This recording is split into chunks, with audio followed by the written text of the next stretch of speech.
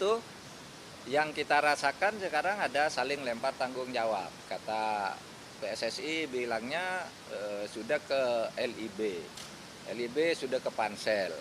Kemudian Pansel juga macam-macam lah, broadcast juga sama, saling lempar. Nah, semua berlindung di aturan formal masing-masing.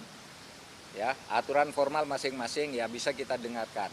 Tapi ada dua hal, aturan formal itu sendiri terasa tidak sesuai dengan aturan substansial. Ya. Kebenaran substansialnya tuh harus diungkap oleh TGIPF.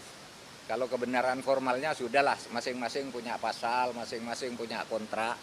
Tapi keadilan substantifnya dan kebenaran substansialnya itulah yang akan digali oleh TGIPF dan itu yang akan disampaikan kepada Presiden. Sehingga kita nanti akan memberikan rekomendasi-rekomendasi kebijakan yang baik dan bagus bagi dunia persepak bolaan Indonesia.